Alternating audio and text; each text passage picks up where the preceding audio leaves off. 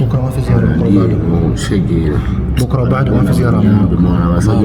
إذا حاولت تتواصل معنا تواصل معنا بشرف. تكسر شو معناته بنا يلا أمورك تمام بدك بلا فيك غازي الله وياك يلا سلام.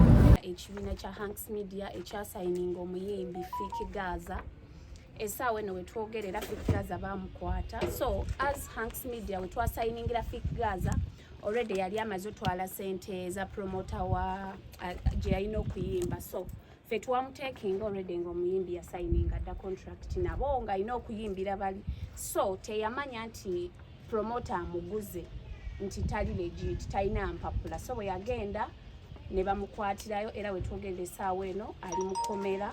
Naye ffe ng'aba Hanks Media tuli mu kwogerezeganya. CEO yayogerezeganyiza agezaako kwasaganya aba foreign affair tusobole okuba nga tujjayo omuyimbi waffe Fiki Gaza.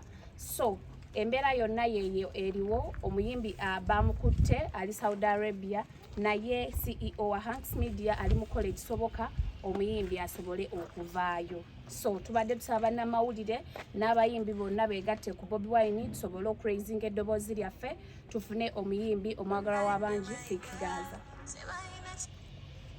Byebyo okuva ewa muganda waffe omwogezi wa management etwala omuyimbi Fiki Gaza. Tuli wano eno okukatiriza ku nsonga ya muganda waffe, tubanja muganda waffe Fiki Gaza. Abantu abamu babadde tebamanyi nga just babiwulira mu rumors nti Fiki Gaza bamukwata. Oluvannyuma lw'okubiwulira nga just bitambula mu gundi, olunaku lwaliro tusazeewo tuveeyo tutegeeze eggwanga n'ensi yonna okutwaliza awamu kuki ekituufu ekigenda mu maaso. Fiki Gaza bamukwata ku Monday ya week eno bwe yali agenze Saudi okuyimba. Bamukwata sinti lwakuba nti alina omusango. Ebiseera ebisinga abantu abamu bwe bawulira nti gundi bamukutte baga bayinza okubeera bamukutte lwakuba nti no waliwo omusango. Fiki Gaza bamukwata oba bamukutte nga tewaliwo musango. Naye tekisookedde ku Fiki Gaza tuze tukiwulira enfunda nnyingi nnyo. Twawulidde muganda waffe Wyke Benda ng'avaayo annyonnyola. Leero naye we yasanga embeera egezaako okufaanagana n'eya Fiki Gaza. Twawulidde n'abayimbi abalala. Twawulidde oba n'omwana omulala bamuyita Tomudi baali bamukwatiddeko eyo. So embeera bwetyo bweri eggwanga lya Saudi Arabia bakwata abantu abamanyi eddiini bagamba nti Saudi Arabia nsi eri sharia law, tebakkirizayo kuyimba oba tebakkirizayo bayimbi. Era batwalayo ba promoters, kitegeeza nti babatwala ebiseera ebisinga twesanze nga ba promoter bwe babatwala tebabuulira bayimbi kituufu kikola ki kigenda mu maaso. Era n'abayimbi abazze basanga embeera bwetyo bwe bato bwe bakoze ki bwe bato bakiguddemu. So Fiki Gaza bamututte mu mbeera efaanaganako bwetyo ng'amaze okuyimba ng'ali mu woteeri yeebase alinda okugenda okubasha endala ne bajja abasirikale ne bamukwata n'essaawa ya leero we twogerera ali mu kkomera. Bituufu Fiki Gaza bamukutte ali Saudi Arabia. Twogeddeko naye tufunye omukisa oluvannyuma lw'okulwana ennyo okulaba nga tunoonya ttiimu eri etuyambeko kola ki etuyambeko okulaba nga at least tumu accessinga. Tufunye omukisa ne twogerako naye bannamawulire ndowooza tugenda bawa ku maloboozi ago. Tufunye omukisa ne twogerako naye gy'ali agambye mu kwogera kwe akaaba agamba alina paini bamusuza wansi nga bw'omanyi oba ffenna bwe tumanyi omuntu nga bakwatidde mu nsi etali ki ate wali ddala ensi gye twogerako nga Saudi Arabia. Kitegeeza nti gwe omuddugavu embeera mwe bakuyisa bakulabira ddala nga kiki. Bali tebabimanyi nti oli muyimbi, bali tebabimanyi nti oli ki. So atugambye awulira obulumi wabula ngambye nti tebamukuba just olw'embeera eyo mwakola ki embeera eyo mwali ebyokulya tabifunira mu budde. Agambye mulwadde wabula bw'abadde ayogera ku nsonga y'okulwala agambye nti okuva bwe bamukwata abadde agezaako okwogerezeganya ne poliisi okulaba ng'afuna obujjanjabi wabula tebamuwa bujjanjabi tebamufaako. So eyo yembeera Fiki Gaza gyakola ki gyalimu. Bannaffe ndowooza nti eno kino kyekiseera okwetaaga eddoboozi lya buli muntu naddala abayimbi bannaffe temusirika ku nsonga ya muyimbi munnammwe.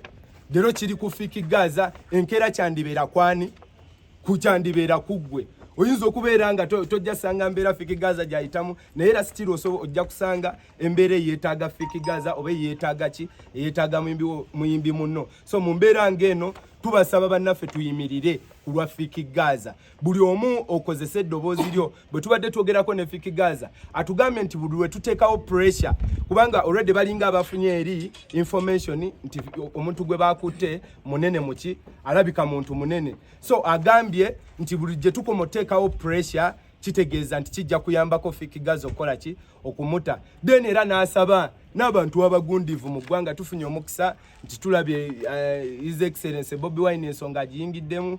Tusaba ne bannamateeka abalala baveeyo batuyambeko okulaba nga tutaasa muganda waffe Fiki ki tuteeke ensonga z'obutakkaanya manyi nti abamu bayiza ogamba nti Fiki Gaza ali kino no essawa ya leero kye tulina okukola kyekyokusooka okutunuulira okutaasa muganda waffe ani Fiki Gaza. Buli omu kozesa amaloboozi go baganda baffe aba TV mbalaba muli wano bangi mwebale kujja buli omu agate eddoboozi lye okulaba nga tutaasa muganda waffe Fiki Gaza.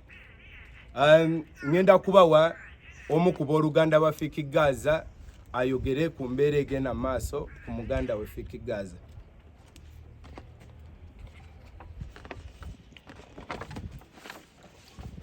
Bannayuganda, amawulire agagenda maaso kukwatibwa kwa Fiki Gaza bangi mwakimanyaako, abamu ne balowooza nti oba byakuzannya si mukwate naye byaddala Fiki Gaza baamukwata. Famire ye ngaffe twalowooza nti byakulimba kuba tumanye ebintu by'abayimbi bibeeraawo bya buzannyozannyo naye ng'ekituufu Fiki Gaza amiisinga. Twasembayo okwogera naye paka nakati amasimu tegaliiko. Tunoonya tutandikira omunoonya tetulabawo. Tuwulira nti Fiki Gaza yakola ki yakwatibwa nga ate ekituufu Fiki Gaza akola ki amiisinga. Kyembadde nsaba Fiki Gaza alina family, alina omukyala, alina omwana. Ayinza obeera nga alina omwana omu oba abaana babiri oba abaana basatu, nabo bennyini bakola ki bamwetaaga. Saawa zino tolina ngeri gy'otandika nnyonnyolamu maama wa Fiki, tolina ngeri gy'otandika munnyonnyolamu omugambe nti omwana we akola ki amiisinga. Tolina otandika mugamba nti maama Fiki Gaza yakwatibwa, nga togenda munnyonnyola nti akwatiddwa mu Uganda ng'asobola okutambulawo oba okulinyawo ka booda, wabula Fiki Gaza yakwatibwa Saudi. Batubuuza bingi, maama atubuuza bingi, baganda baffe batubuuza bingi, babuuza Fiki Gaza aluwa.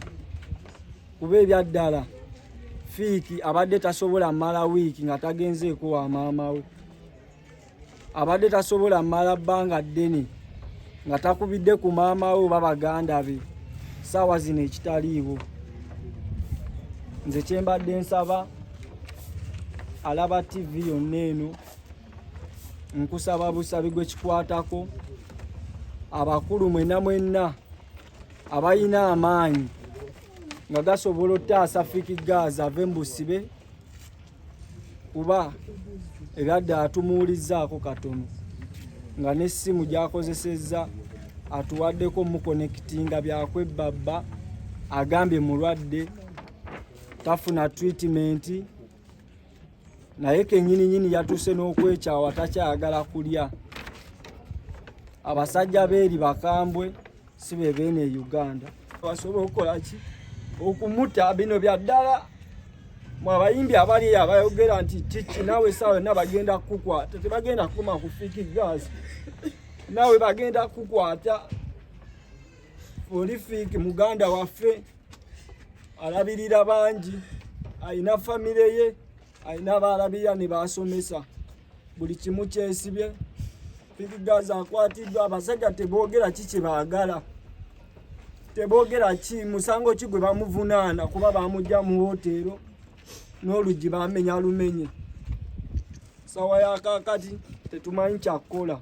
Abamu ffe tuli wano tetulina zi passport. Tugenda tuukayo tatugambe nti bamusibidde Kampala tugenda alinnyawo booda. Mbasaba buli gwe kikwatako buli omu mu ddoboozi lye muyambe Fiki Gaza basobole okumuta. Muyambe Fiki Gaza basobole okumuta. Tukoze kye tukola naffe biganye biremye. Tetujja balimba biganye. Kati kije muli abanene buli alaba atako bino bya ddala. Fiki Gaza ye yakwatibwa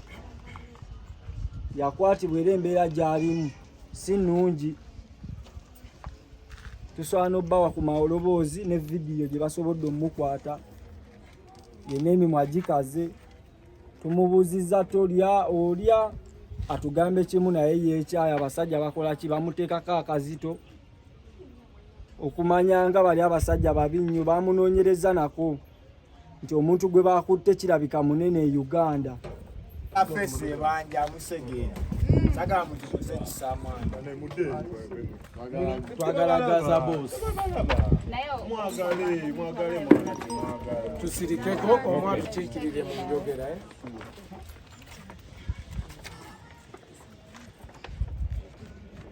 Bima by'Omungereza biganda. Tugende. Ready. Mutugamba. We go. Okay, bannamawulire. Gye baleko nnyo. Kale sebo nawe gye baliko. Amanya gange nze Jenna Mukasa. Okay.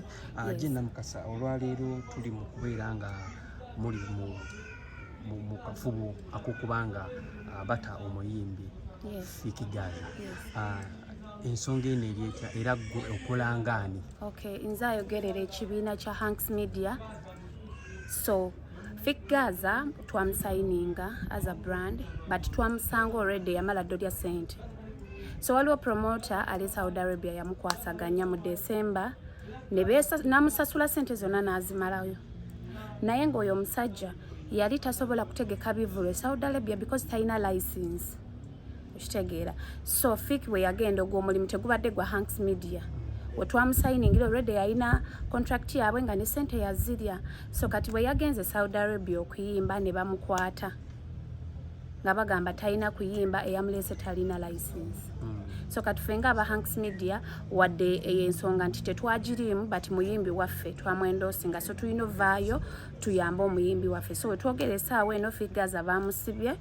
Twagala tracing eddoboozi. CEO wa Hanks Media yavuddeyo ali mu kwogerezeganya n'aba Foreign Affairs tusobole ofuna omuyimbi akomewo kuba embeera gy'alimu si nnungi, mulwadde, tumwetaaga. Bannayuganda beetaaga omuyimbi waabwe. So ne bapromota nze kye mbagamba aba Saudi Arabia bw'oba toli capable nga tolina license, you should stop taking our artists. Ne mbasuula mu bizibu ate ne mmala ne mbalekerera. Kati ye Fiki yaluguddemu, promoter yagenze ye yekka gwe balina mukomera. Ekigambibwa nti gundi gy'abadde agendeddeko eya visa nti yabadde tagenzedde ku working gundi. Yabadde agenze kulambula. How true is that? It's true kuba bano ba promoter batomeza abayimbi. Amugamba jangu ojja kuyisaamu. Eno tebalina buzibu. N'atamanya nti sometimes ensi zimu ziri strict. Bw'oba ogendedde ku visit visa oba ogenze ku tourist oba olina kulambula bulambuzi bw'ogenda mu business yonna endala baba bakwata. So ono muyimbi bamugamba nti tekirina buzibu. Basically yabadde agenze kukola ki? Yabadde agenze kuyimba naye ne visa gye bamuwadde. Oli omusajja yategeka byakyangu. Jjukira working visa oba olina eba a bit expensive than y'okulambula. Okitegeera. Kati baneno bo bamanyi yabadde agenze kukola ki? Kutuwaringa. Kati bwe yazze n'ayimba ate oba okyusiza visa yoze mu kuyimba. You understand? That's why ebintu byagetinze complicated. Naye kigambibwa mbu waliyo ababagulizaako poliisi ababadde n'ekivulu abalaba na Uganda balina license ne babagulizaako poliisi n'ejja n'ekwata omuyimbi. Kati bagenze otunulira visa ye nga si talina work permit emukkiriza kuyimba. Yabadde alina genda kulambula bulambuzi Saudi Arabia. Agenda ddi era akwatibwa ddi? Yakwatibwa the day lwe yamala okuperforminga ekivulu ekyasooka. So ne babagulizaako poliisi n'emukwata. Sofa yakamala ennaku 3 mukomera. Zigenda mu 5 days 3 days bakamusiba 3 days. Obeera mukomera eyaddala nnaku 3. Ninga bamuvunaana ki? kukola nga talina abamutwala tebalina license kola yali talina kola yali talina kuyimba yali agenze kulambula awuzibuwe bwajidde visa yayononye amateeka ga visa omanye ebintu by'okutambula bogenda ku tourist visa bwentandika okukola then that means violating the gundi visa yange naye oli omusajja yamutwala ye yali amugambye alina work permit ajja muyanguyiza ebintu and of which yali talina work permit kati yamaliriza amusudde mu buzibu kati tuli mu kwogerezeganya Hanks Media CEO ali mu bakwasaganya tulabe nti omuyimbi basobola omukomyawo.